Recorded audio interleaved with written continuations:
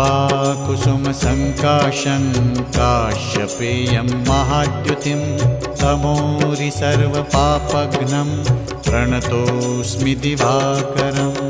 ॐ ह्रां ह्रीं ह्रौं सः सूर्याय नमः। ॐ ह्रां ह्रीं ह्रौं सः सूर्याय नमः।